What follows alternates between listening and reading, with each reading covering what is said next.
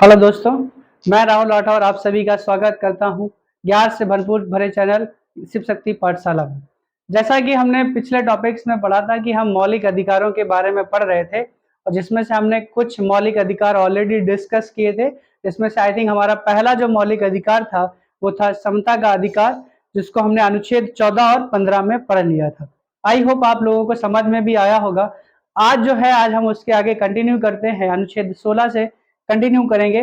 चलिए देखते हैं अनुच्छेद 16 क्या कहता है हमारा।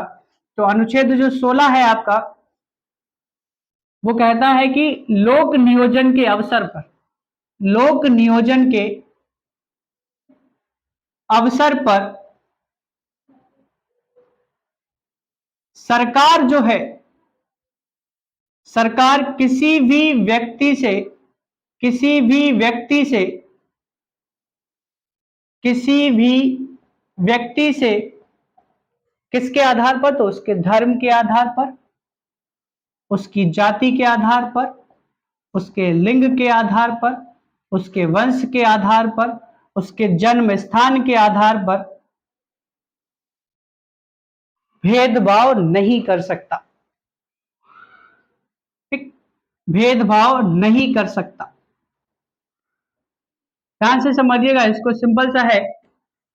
अनुच्छेद 15 जो था हमारा, वो ये कहता था कि राज्य है या फिर कोई व्यक्ति है, वो किसी दूसरे व्यक्ति के साथ सेम इन्हीं कारण पे धर्म, जाति, लिंग, वंश या जन्म स्थान के आधार पर भेदभाव नहीं कर सकता था। लेकिन अनुच्छेद 16 क्या कहता है कि लोक नियोजन के अवसर पर, जैसे कि अगर हम बात करें, लोक नियोजन का मतलब होता है सरकारी आपकी वैकेंसीज जब निकलती हैं, जो जॉब निकलती हैं, उन जॉब के थ्रू सरकार जो है वो किसी भी व्यक्ति से ना तो उसके धर्म के आधार पर भेदभाव करेगी, ना जाति के आधार पर, ना लिंग के आधार पर, ना वंश और ना जन्म स्थान के आधार पर। ऐसा नहीं है कि वो जो जॉब निकालेगी तो सिर्फ और सिर्फ एक धर्म के लोगों के लिए निकाल दे, या एक जाति के लोगों के लिए निकाल दे, या एक वंश से कि भाई सिर्फ और सिर्फ शाही वंश के लोग ही इस वैकेंसी को फिलअप कर सकते हैं। ऐसा नहीं कर सकती वो। ठीक, तो राज्य के लिए सभी लोग समान हैं और धर्म, जाति, लिंग, वंश, जन्मस्थान के आधार पर राज्य जो है वो लोक नियोजन के अवसर में किसी भी व्यक्ति के साथ भेदभाव नहीं कर सकता। ये कहता है हमारा अनुच्छेद नंबर 16। वापस से आते हैं कि सर फिर तो आरक्षण इसमें भी दिया गया है।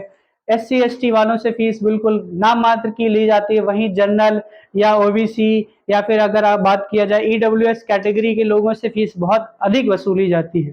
तो सिंपल सा हमने पहले भी आपको जिक्र किया था कि जो आरक्षण का मामला है वो आपका एक क्या है, एक सकारात्मक भेदभाव है, एक पॉजिटिव डिस्क्रिमिनेशन किया गया था। हमारे जब संविधान निर्माताओं ने संविधान का निर्माण किया तो वो आरक्षण को पॉजिटिव तरीके से ही लिया गया था। और SC और ST के लिए, या फिर आपने देखा होगा कभी कभी फीमेल कैटेगरी के लिए भी फॉर्म की फीस बिल्कुल नाम मात्र होती है। रीजन यही है कि सरकार चाहती है कि सबको मौका दिया जाए। SC ST के ऐसे लोग जिनके पास फाइनेंशियली कंडीशन अच्छी नहीं है, तो वो भी फॉर्म को फिलअप कर पाए, वो भी सरकारी जितनी भी वैकेंसीज निकलती हैं उसमें फॉर्म डालकर अपनी वैकेंसीज को फुल कर पाए। क्लियर? तो इसीलिए ही आरक्षण का मामला जो था वो अनुच्छेद 16 में भी आरक्षण दिया गया। बात करते हैं हमारा नेक्स्ट जो आपका अनुच्छेद है, वो अनुच्छेद नंबर है 17। चलिए देखते हैं अनुच्छेद नंबर 17 क्या कहता है। तो अनुच्छेद 17 जो है, सिंपल सा बात है, 17 मतलब खतरा। तो किसी भी तरह का खतरा इसमें, जैसे कि इसमें जो बात कही गई है वो कही गई है अस्पृश्यता के अंत के बारे में। अस्पृश्यता का अंत। ठीक, अस्पृश्यता मतलब जिसको बोलते हैं छुआछूत का अंत। क्लियर? तो हमारे संविधान में ये देखा गया कि संविधान बनने से पहले छुआछूत नामक एक कह सकते हो ये बीमारी जो थी ये बहुत लोगों के दिमाग में थी। पहले छोटी जाति के लोगों को ना तो मंदिरों में घुसने दिया जाता था, ना उनको धार्मिक कोई भी अनुष्ठान करने का अधिकार था, ना किसी पवित्र स्थल पर उनको जाने का अधिकार था, उनको पढ़ने लिखने तक का अधिकार नहीं था। लेकिन जब संविधान बना और हमारे संविधान में इनका भी दायित्व रखा गया कि ये भी तो इंसान है, इनके पास भी तो अधिकार होने चाहिए। इसी के लिए क्या किया गया, इस अस्पृश्यता को, इस छुआछूत को क्या कर दिया गया, समाप्त कर दिया गया। कहा गया कि अगर समाज में कोई भी व्यक्ति इस छुआछूत के अधिकार को अपनाता है या छुआछूत जैसा घिनौना काम करता है तो उसके खिलाफ दंडात्मक कार्रवाई का प्रावधान भी हमारे संविधान में कहा गया है। चलिए देख लेते हैं कि छुआछूत क्या है। ऐसे कि अगर आप देखा जाए तो इसका सिंपल सा अगर एग्जांपल देखें तो अभी जस्ट कोरोना की जो बीमारी हुई थी, जिसमें आप लोगों ने इसको बहुत अच्छी तरह समझा होगा कि अगर किसी एक व्यक्ति को अगर कोरोना है तो लोग उससे काफी दूर भागते थे। तो क्या हम इस बीमारी में या इस टाइम पर क्या हमारे इस अधिकार का उल्लंघन हो रहा है या अनुच्छेद 17 का कुछ ना कुछ वायलेशन हो रहा है? तो नहीं। संविधान में ये व्यवस्था भी कर दी गई है, अगर कोई व्यक्ति किसी बीमारी से ग्रसित है और वो बीमारी ऐसी है कि जो छूने से फैल जाए, तो उस स्थिति में आपके साथ छुआछूत नामक जैसी चीजें की जा सकती हैं, यानी आपको समाज से दूर रखा जा सकता है, लोगों के बीच से आपको दूर रखा जा सकता है। रीजन क्या है कि आप उस बीमारी से ग्रसित हैं। क्लियर? तो उस समय आप ये नहीं कहोगे कि सर बताइए अस्पृश्यता का अंत तो हो गया है, आज भी लेकिन लोग करते हैं। हाँ, आज कुछ हद तक जो फॉलो किया जाता है वो गांव वगैरह में फॉलो किया जाता है। शहरों में तो आजकल लोगों के पास इतना टाइम ही नहीं है कि लोगों ये जाने कि आप किस जाति को और हम किस जाति के हैं। वहां पर इतना मॉडर्न टाइम है, इतनी लाइफ फास्ट है कि किसी के पास ये जानने का तक का समय नहीं कि आप किस जाति से बिलोंग करते हो। लेकिन हाँ, छुआछूत की अगर बात करें तो आज भी हमारी जो छोटी मानसिकता है वो गांव में है कुछ लोगों के पास, जो आज इस चीज को अभी भी मनाते हैं। आपने देखा होगा गांव वगैरह में जब कोई भी दावत वगैरह या कोई भी प्रोग्राम किया जाता है तो निचली जाति के लोगों को बिल्कुल उस एक सामान्य जाति के लोगों से अलग रखा जाता है। जहां सामान्य जाति के लोग खाते हैं वहां पर निचली जातियों को नहीं बुलाया जाता, उनके लिए अलग से खाने की व्यवस्था की जाती है। क्लियर? तो ये छुआछूत जो है, जो कि हमारे संविधान में तो इसका अंत कर दिया गया, लेकिन कुछ हद तक आज समाज में ये जो बीमारी है वो अभी भी लोगों के मन में है। और सिंपल सा अगर देखा जाए तो एक तरीका है अगर हम इसको खत्म कर सकते हैं तो वो है आपकी जाति। क्लियर? जाति वगैरह को अगर हम समाप्त कर दें तो छुआछूत जैसी जो चीज चल रही है समाज में वो भी धीरे धीरे क्या हो जाएंगी, समाप्त हो जाएंगी। जब जाति ही नहीं रहेगी तो कौन सामान्य, कौन ब्राह्मण और कौन नीच, सब के सब बराबर हो जाएंगे। क्लियर? तो अगर हम ये चीजें जाति व्यवस्था को समाप्त कर देते हैं तो हम छुआछूत जैसी बीमारी को भी खत्म कर सकते हैं। आरक्षण जो चल रहा है लोगों के दिमाग में कि आरक्षण गलत दिया जा रहा है, तो इसको भी समाप्त किया जा सकता है कि अगर हम जातिगत व्यवस्था को समाप्त कर दें तो, लेकिन ऐसा नहीं कर सकते। चलिए आते हैं आगे देखें तो अनुच्छेद 17 का सिंपल सा याद रखिएगा कि अस्पृश्यता के अंत के बारे में बताएगा, और जिसमें अगर बात की जाए तो हमारे संविधान में इसके लेकर कोई भी दंडात्मक कार्रवाई का प्रावधान लिखा नहीं गया है, लेकिन इसके लिए कानून जरूर बनाया गया है। वो कौन सा है? तो आपका एक कानून आया था अस्पृश्यता अपराध अधिनियम। अस्पृश्यता अपराध अधिनियम ये कब आया? तो ये आया आपका 1955 में, जिसके तहत ये व्यवस्था थी कि अगर कोई भी व्यक्ति समाज में इस अस्पृश्यता का खेल खेलता है या लोगों के साथ छुआछूत जैसी घटना को घटित करता है तो उस स्थिति में उसके खिलाफ दंडात्मक कार्रवाई की जाएगी। वो इस एक्ट में कहा गया था, ना कि हमारे संविधान में प्रावधान कर दिया गया कि अगर आप इसको करते हो तो आपको इतनी सजा मिलेगी। नहीं, उसके लिए एक अलग से कानून बनाया गया 1955 में, जिसका नाम रखा गया अस्पृश्यता अपराध अधिनियम। यानी अगर कोई भी व्यक्ति इस अपराध को करता है तो उसके खिलाफ कुछ ना कुछ दंडात्मक कार्रवाई की जाएगी। ऐसे ही इसी में फिर एक मॉडिफिकेशन किया गया, जिसका एक अगर आप देखोगे आपने बहुत ज्यादा इससे प्रचलित है, वो है आपका अनुसूचित जाति, अनुसूचित जाति एवं जनजाति अपराध अधिनियम।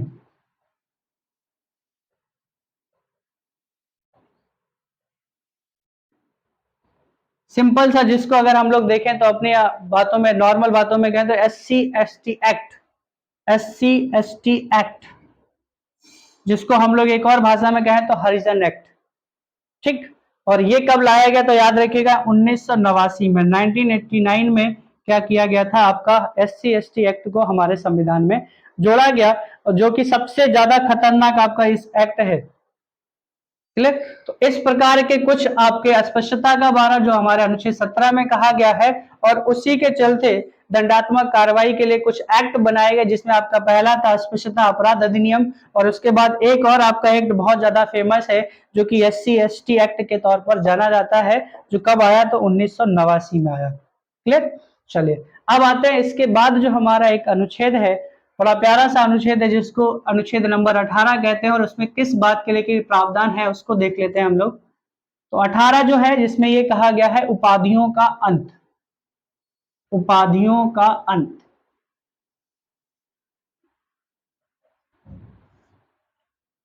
ठीक, अब उपाधियों का अंत किस लिए किया गया? सिंपल सी बात है, अगर उपाधियां होती, अगर किसी के व्यक्ति के पास कोई भी उपाधि होता है तो इसका मतलब यह है कि समाज में वो व्यक्ति किसी दूसरे व्यक्ति की अपेक्षा श्रेष्ठ माना जाता है।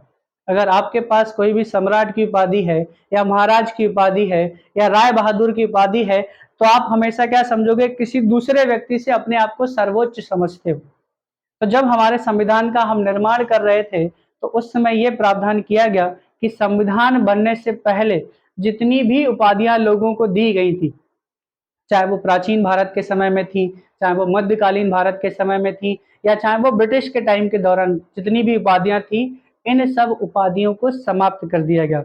इसके पीछे सिंपल सा कारण यह था कि समाज में सारे लोग एक समान रहें। अगर किसी भी व्यक्ति के पास उपाधि होगी तो वो व्यक्ति हमेशा दूसरे व्यक्ति से अपने आप को सर्वश्रेष्ठ ही समझेगा। क्लियर? चलिए आगे देखते हैं। तो उपाधियों के अंत की बात की गई, तो इसमें कौन कौन सी उपाधियों का अंत किया गया, जैसे इसका एग्जाम्पल देख लीजिए आप। तो वो थी आपकी सम्राट की उपाधि, महाराजा की उपाधि, ठीक, नाइटहुड की उपाधि,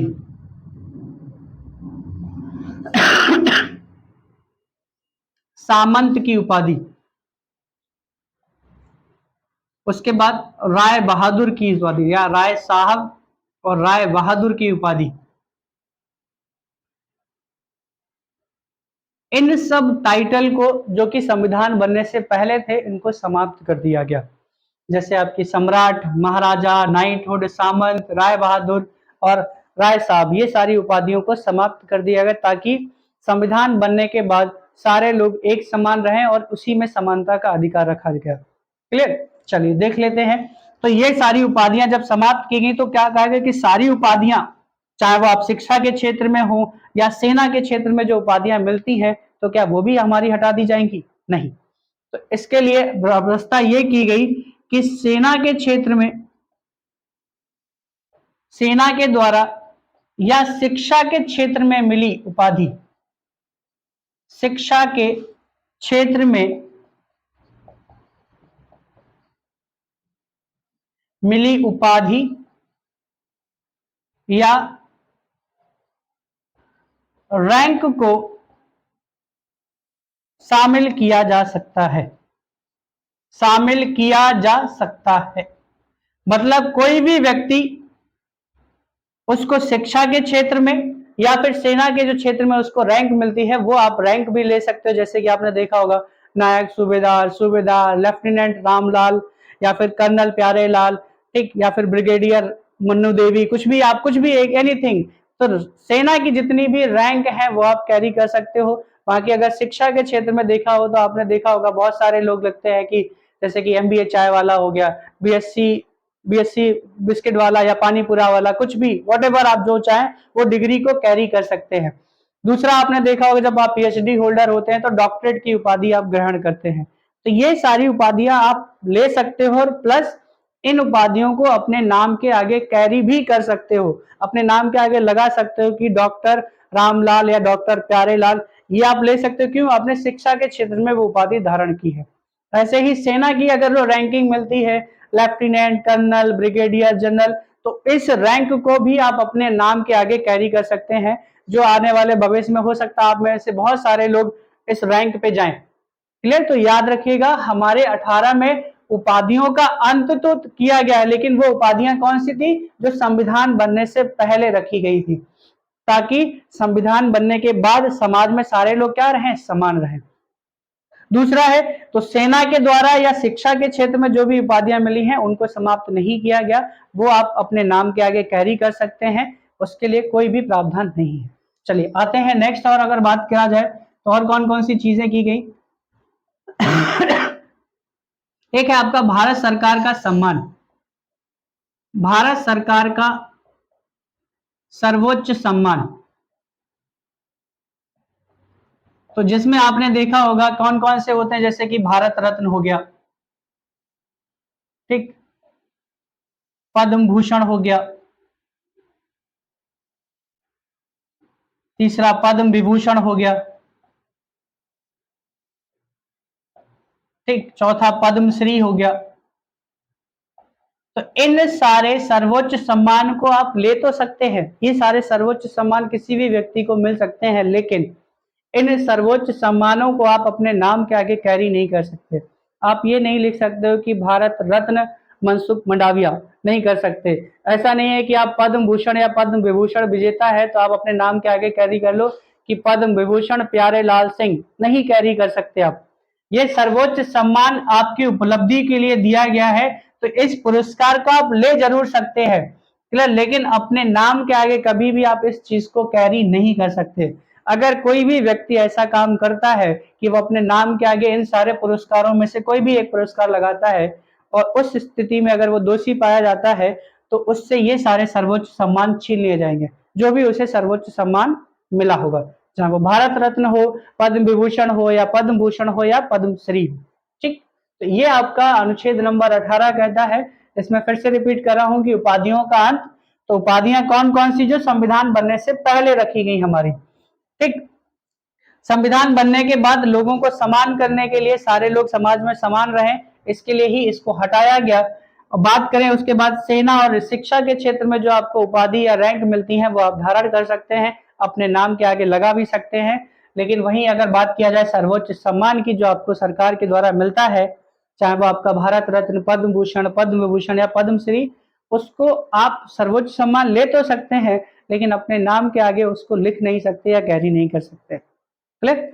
अब यहीं पे एक क्वेश्चन और आता है कि क्या सर विदेशियों के द्वारा जो आपको उपाधि मिलती है या कोई उपहार मिलते हैं तो उनको लेने की कंडीशन क्या होती है? तो उनको लेने की सिर्फ और सिर्फ एक कंडीशन होती है कि अगर किसी विदेशी देश के द्वारा आपको कोई उपहार मिला है या कोई उपाधि दी जा रही है तो उस स्थिति में आपको सबसे पहले देश के राष्ट्रपति को इंफॉर्मेशन देनी पड़ेगी, उनकी पूर्व स्वीकृति लेनी पड़ेगी और स्वीकृति के बाद ही आप उस उपाधि को या उस उपहार को ले सकते हैं जो किसी दूसरे देश के द्वारा आपको दिए जा रहे हैं। क्लियर। तो ऐसे ही अगर बात करें तो इसका एक सिंपल सा एग्जांपल था, 1978 में हमारे प्रधानमंत्री थे मोरारजी देसाई साहब, उनको पाकिस्तान का सर्वोच्च सम्मान निशान पाकिस्तान दिया गया था, तो उसके लिए उन्होंने सबसे पहले राष्ट्रपति जी से परमिशन ली और जब परमिशन मिल गई तो उसके बाद उन्होंने उस पुरस्कार को ग्रहण किया था। क्लियर। तो ये सारे के सारे प्रावधान हैं जो अपने सॉरी, इसको दिमाग में रखिएगा। तो इस प्रकार हमारा जो पहला मौलिक अधिकार था वो था समानता का अधिकार या समता का अधिकार, वो इस तरह समाप्त होता है, जिसका उल्लेख आपने देखा होगा अनुच्छेद 14 से लेकर 18 तक है। जल्दी से हम क्विक रिवीजन करा दें तो अनुच्छेद 14 क्या कहता है कि विधि के समक्ष समानता का अधिकार या विधि का समान संरक्षण। अनुच्छेद 15 क्या कहता है कि राज्य जो है किसी भी व्यक्ति के साथ धर्म, जाति, लिंग, वंश या जन्म स्थान के आधार पर उससे भेदभाव नहीं करेगा। क्लियर। अनुच्छेद 16 क्या कहता है कि लोक नियोजन के अवसर में यानी जब जॉब वगैरह निकाली जाएंगी तो सरकार जो है वो किसी भी व्यक्ति के साथ सेम कारण, धर्म, जाति, लिंग, वंश, समुदाय के आधार पर और उसके जन्म के स्थान पर भेदभाव नहीं कर सकती। अनुच्छेद 17 है अस्पृश्यता का अंत, यानी छुआछूत का हमारे संविधान में अंत कर दिया गया ताकि लोग समान रहें। और वहीं बात की जाए 18 की, तो 18 में किस चीज का अंत किया गया? तो उपाधियों का अंत। क्लियर। आपने देखा होगा 14 से लेकर 18 तक के जितने भी आपके अनुच्छेद हैं इन सब में कहीं ना कहीं समानता की बात कही गई, इसलिए जो हमारा पहला मौलिक अधिकार था समानता या समता का अधिकार वो सारे अनुच्छेदों में झलकता है। क्लियर। अब आते हैं नेक्स्ट, हमारा जो आपका मौलिक अधिकार है, जो दूसरे नंबर का मौलिक अधिकार है वो है आपका स्वतंत्रता का अधिकार। सेकंड नंबर जो आपका मौलिक अधिकार था, पहला हमने देखा था समानता का अधिकार, दूसरा जो है हमारा वो है आपका स्वतंत्रता का अधिकार। स्वतंत्रता का अधिकार, ठीक। अब स्वतंत्रता के अधिकार की अगर हम बात करें तो इसका उल्लेख जो है वो अनुच्छेद कहां से कहां तक किया गया है? तो सिंपल से याद रखिएगा, अनुच्छेद 19 से लेकर आपका 22 तक। ठीक, ये इंपॉर्टेंट अनुच्छेद है, अपने दिमाग में जरूर रखिएगा। तो सेकंड मौलिक अधिकार है आपका स्वतंत्रता का अधिकार, जिसका उल्लेख मिलता है अनुच्छेद नंबर 19 से 22 में। आते हैं प्यार से समझते हैं हर एक अनुच्छेद को, क्योंकि यहाँ पर आपके कंफ्यूजन के चलते मार्क्स गलत हो जाते हैं। तो उसको देखते हैं। तो सबसे पहले बात करें हम अनुच्छेद नंबर 19 की। ठीक, अनुच्छेद नंबर 19 क्या कहता है आपको? अभिव्यक्ति की स्वतंत्रता की बात करता है। अभिव्यक्ति की स्वतंत्रता। अभिव्यक्ति की स्वतंत्रता क्या होती है? अभिव्यक्ति मतलब आपका विचार, आप स्वतंत्र हैं किसी विचार, किसी की चीज के लिए सोचने के लिए, किसी भी चीज का विचार करने के लिए। ऐसा नहीं है कि कोई रोक टोक लगा देगा, नहीं आप सिर्फ 10 से लेकर 5 बजे तक ही सोच सकते हो, या पता चले सिर्फ संडे संडे ही आप विचार कर सकते हो, कुछ नहीं। अभिव्यक्ति की स्वतंत्रता, आप यहाँ पर बैठे हो, अमेरिका में क्या हो रहा है आप सोच सकते हैं, आप फ्री हैं, कोई रोक टोक नहीं है आपके यहाँ पर। ठीक, तो अभिव्यक्ति की स्वतंत्रता की बात किसमें कही है? अनुच्छेद 19 में। और इसके अलग अलग प्रावधान किए गए हैं जो कि आपके एग्जाम में इंपॉर्टेंट है। जैसा कि अनुच्छेद नंबर 19 का एक का पहला किस चीज के बारे में बताता है? तो ये कहता है आपका बोलने की स्वतंत्रता। बोलने की स्वतंत्रता का जो अधिकार है वो आपका भैया किसमें है? तो अनुच्छेद नंबर 19 में कहा गया है, यानी आप कुछ भी बोल सकते हैं लेकिन मर्यादित भाषा में। आपको बोलने का अधिकार है, आप यहाँ पे बैठे हैं, आप अपने दोस्त से बात कर सकते हैं, आप अपने घर वालों से बात कर सकते हैं। ठीक, आप कहीं जा रहे हैं घूमने तो आप बोल सकते हैं, गाना गा सकते हैं, आपके पास अधिकार है, स्वतंत्रता है। लेकिन इसका मतलब ये नहीं है आप कुछ भी बोलिए, कि पता चला आप किसी के बारे में कमेंट करें तो कुछ भी गाली गलौज कर रहे हैं, कुछ भी उल्टा सीधा उसके बारे में बोल रहे हैं, तो आप ऐसा नहीं कर सकते। यदि आप ऐसा करोगे तो उसकी स्वतंत्रता का हनन हो रहा है, क्लियर, और इसके चलते आप पर मानहानि का दावा हो सकता है और आपके खिलाफ कार्रवाई भी की जा सकती है। इसलिए बोलने से पहले सोच समझ कर बोलें कि आप कहे क्या रहे हैं, क्योंकि आपके शब्दों की कीमत जो है वो बहुत ज्यादा है। क्लियर, चलिए आते हैं। तो बोलने की स्वतंत्रता का अधिकार जो है वो हमारा 19 के 1 के ए में है, याद रखिएगा। और इसके अंतर्गत कौन कौन से क्लॉज आते हैं आपके? तो वो आपके आते हैं जो जो मैक्सिमम टाइम एग्जाम में, जैसे कि आपने पूछा गया है कि सर बताइए मौन रहने की स्वतंत्रता जो है ये किस में आती है? तो मौन रहने की जो स्वतंत्रता है ये भी आपका अनुच्छेद 19 के 1 में आती है। झंडा फहराने की स्वतंत्रता,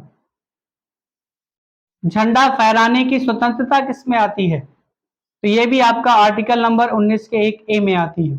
आपने देखा होगा लोगों के पास अधिकार है, मैच वगैरह होता है आप झंडा फहराते हो, इसलिए तो ये आपके पास स्वतंत्रता है कि आप भैया किसी भी देश का जब चाहे तो झंडा फहरा सकते हैं। लेकिन अगर वो इलीगल वे में किया गया है, झंडे का अपमान किया गया है, तो आपके खिलाफ कार्रवाई की जा सकती है। तो झंडा फहराने की जो स्वतंत्रता है वो आपका अनुच्छेद नंबर 19 के 1 ए में रखा गया है। मौन रहने की स्वतंत्रता किसमें है? तो 19 के 1 ए में है। इसके अलावा आपने देखा होगा जैसे कि एक आपका प्रमुख आता है जिसको आप नोट में भी लिख सकते हैं, सूचना का अधिकार। सूचना का अधिकार, ठीक, सूचना का अधिकार की अगर हम बात करते हैं तो ये आपका किस में आता है? तो ये भी आपका आता है अनुच्छेद 19 के 1 ए में, जिसमें आप किसी भी सरकार के किसी भी कामकाज के बारे में सरकार से आरटीआई के माध्यम से कुछ भी पूछ सकते हैं कि आपके गांव में जो राशि आई है, प्रधानों को जो भी वितरण राशि दी जाती है वो कितनी है, या फिर गांव में जो योजनाएं चलाई जा रही है उसकी राशि कितनी आवंटित की गई है, कुछ भी आप सरकार से उनके काम काज के लिए आरटीआई के द्वारा वो सारी जानकारी प्राप्त कर सकते हैं। क्यों? क्योंकि आपके पास कौन सा अधिकार है? सूचना का अधिकार। ये आया कब? तो आरटीआई जो आया वो आपका 2005 में आया, इस चीज का ध्यान रखिएगा, ठीक, जिसमें आपको ये अधिकार दिया गया है कि आप सरकार से उनके किसी भी कामकाज के लिए जानकारी मांग सकते हैं। चलिए आगे और देखते हैं। तो ये तो रहा 19 के 1 ए में, और क्या क्या प्रावधान है 19 अनुच्छेद 19 में, तो वो देख लेते हैं। 19 का सेकंड किस चीज के बारे में बताता है? 19 का जो सेकंड है आपका वो बात किस चीज के बारे में करता है? तो याद रखिएगा, जब आपको बोलने की स्वतंत्रता है यानी आजादी है कि आप अच्छे विचार रख सकते हैं, लोगों के सामने किसी पार्टी में बोल सकते हैं, लोगों के बीच में बोल सकते हैं, तो एक और आपको अधिकार दिया गया, क्या? संघ बनाने की स्वतंत्रता, या सिंपल से कह सकते हो आप सभा करने की स्वतंत्रता। सभा करने की स्वतंत्रता, ठीक, सभा करने की स्वतंत्रता। भाई आप जब अच्छा बोल सकते हो तो आप ये चाहते हो कि 10-20 लोग इकट्ठा हो जाए तो आप नॉर्मली एक छोटी बहुत सभा कर सकते हैं, लेकिन उस सभा में किसी भी प्रकार के हथियारों का उपयोग नहीं होना चाहिए। आप नॉर्मली अहिंसात्मक रूप से, अहिंसा से आप क्या कर सकते हो, सभा आयोजित कर सकते हो, जिससे किसी भी व्यक्ति को नुकसान नहीं होना चाहिए। आप सभा करें उसका मतलब ये नहीं आपने पूरी रोड ब्लॉक कर दी, नहीं कर सकते। आप ऐसा करोगे तो दूसरे व्यक्ति की स्वतंत्रता का हनन हो रहा है तो वो तुरंत कंप्लेन होगी और आपके खिलाफ कार्रवाई की जा सकती है।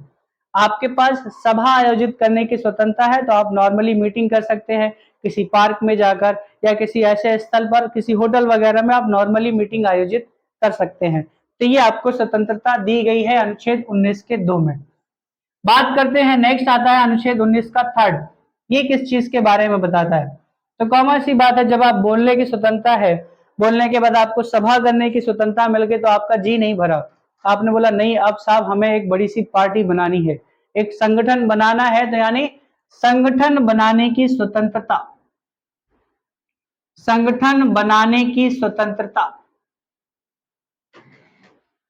ये आपका 19 के 3rd में आता है, याद रखिएगा।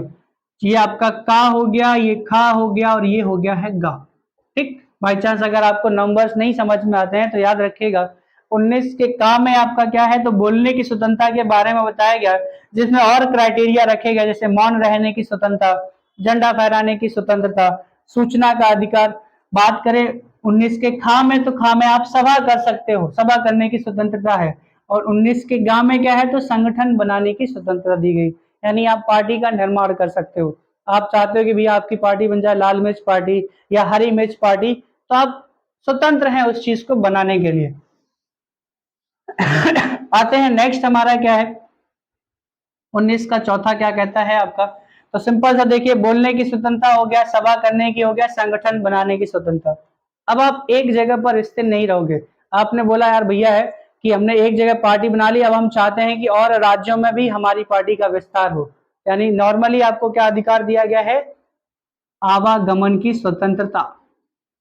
आवागमन की स्वतंत्रता मतलब आप भारत के किसी भी क्षेत्र में आवागमन कर सकते हैं, किसी भी क्षेत्र में या किसी भी राज्य में किसी भी जगह पर आप घूमना चाहें तो आप स्वतंत्र हैं उस जगह पर जाने के लिए। क्लियर? तो 19 का चौथा जो है वो आपका किसके बारे में बताता है, तो वो बताता है आवागमन की स्वतंत्रता का उल्लेख है आपका।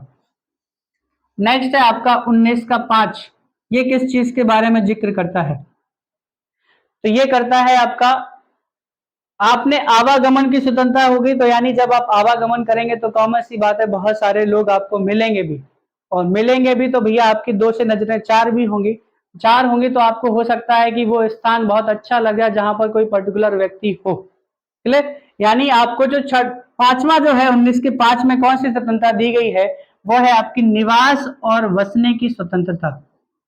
निवास व बसने की स्वतंत्रता, यानी आप जहां चाहें भारत के जिस क्षेत्र में चाहें आप निवास कर सकते हैं और जिस क्षेत्र में चाहें वहां पर आप बस सकते हैं। ये स्वतंत्रता आपको 19 के 5 में दी गई है।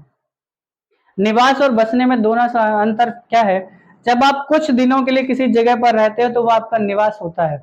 वहीं पर अगर बात किया जाए बसने की, मान लीजिए पता चले वही जगह अच्छी लग गई आपको कि आपका दिल वहीं पे लगा कि अब तो सिर्फ बस यहीं रहना ही रहना है, तो उसको बोलते हैं बसना।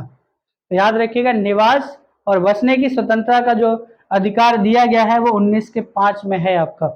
ठीक, चलिए आते हैं नेक्स्ट, 19 का 6 किस चीज का उल्लेख करता है, तो 19 का 6 जो है आपका ये कहता है संपत्ति का अधिकार। संपत्ति का अधिकार, आई थिंक हमने इससे पहले आपको पढ़ाया भी था, जो कि शायद पुरानी क्लास में आप लोगों ने स्टडी किया होगा। हमने आपको कहा था कि संपत्ति का अधिकार जो है वो समाप्त कर दिया गया, जिसका उल्लेख 2 जगह मिलता है, एक 19 के एफ में मिलता है या 6 पार्ट में मिलता है, या फिर आप कह सकते हो अनुच्छेद नंबर 31 में। क्लियर? अब इसमें जो संपत्ति का अधिकार दिया गया यानी किस तरह की प्रॉपर्टी, तो इसमें जो संपत्ति है वो जब आप कोई भी प्रॉपर्टी को परचेज करते हो, कोई भी ऐसी संपत्ति, कोई भी ऐसे आप फ्लैट या कोई बंगला जो आप खरीदते हो, उस प्रकार की संपत्ति का उल्लेख किसमें मिला है, तो अनुच्छेद नंबर 19 के 6 में मिलता है। ठीक, जिसमें आप किसी भी जगह पर जाकर वहां पर कोई भी प्रॉपर्टी को परचेस करते हो। अब हुआ क्या, फिलहाल ये जो आपका 19 का 6 जो है ये आपका अधिकार क्या कर दिया गया है, ये समाप्त कर दिया गया है। किस संवैधानिक संशोधन के द्वारा, तो याद रखिएगा 44वां संवैधानिक संशोधन, सीए मतलब कॉन्स्टिट्यूशनल अमेंडमेंट, कब हुआ, 1978 में, जिसके द्वारा संपत्ति के अधिकार को समाप्त कर दिया गया और किसमें शामिल कर दिया गया, एक विधिक अधिकार बना दिया गया, जिसका उल्लेख अनुच्छेद नंबर 300 के ए में मिलता है। ठीक, तो ये कुछ आपके थे। बाकी एक और लास्ट है आपका स्वतंत्रता, वो 19 के आपके 7 की अगर हम बात करें तो किस प्रकार की है। तो सिंपल से शुरुआत से मैं रिपीट करता हूं, पहले बोलने की स्वतंत्रता, फिर सभा करने की स्वतंत्रता, फिर आपको संगठन बनाने की स्वतंत्रता है, फिर आपको आवागमन की स्वतंत्रता है, आवागमन के बाद आपको वो चीज जगह अच्छी लगे तो आप निवास या बसने की स्वतंत्रता है, और छठा जो है वो संपत्ति का अधिकार है जो कि हटा दिया गया है। अब आप किसी भी जगह रहोगे तो भैया पेट को तो पालना ही है, और इस पेट को पालने के लिए आपको उद्योग और धंधे, कोई भी आप उद्योग कर सकते हो, कोई भी आप शॉप वगैरह चाहे तो कोई भी व्यापार कर सकते हो, तो उद्योग या व्यापार करने की स्वतंत्रता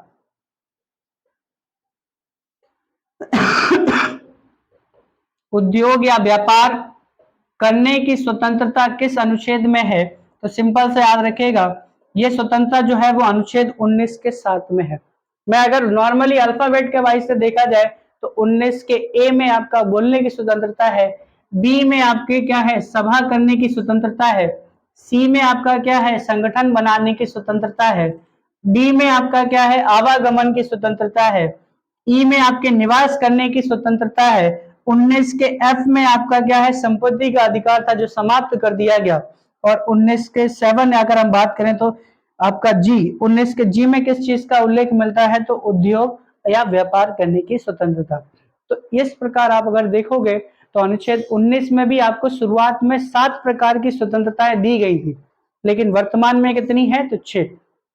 और अगर हम बात करें हमारे मूल संविधान में अधिकार कितने थे, तो वो भी 7 थे, और वर्तमान में कितने हैं, तो वो 6 बचे हैं। तो बहुत सारे बच्चे कंफ्यूज हो जाते हैं क्या कि 19 के अंतर्गत जो स्वतंत्रताएं दी गई हैं क्या यही हमारे मौलिक अधिकार हैं? नहीं, हमारे मौलिक अधिकार अलग हैं, और उन मौलिक अधिकारों में एक प्यारा सा अनुच्छेद हमारा 19 आता है, उसमें भी आपकी अलग अलग प्रकार की स्वतंत्रताएं दी गई हैं जो आपकी इस प्रकार है। क्लियर? आई होप आपको इन सभी को लाइक पसंद किया होगा आपने, और बाकी इसके आगे के जो अनुच्छेद है वो हम नेक्स्ट क्लास में पढ़ेंगे। ठीक है, और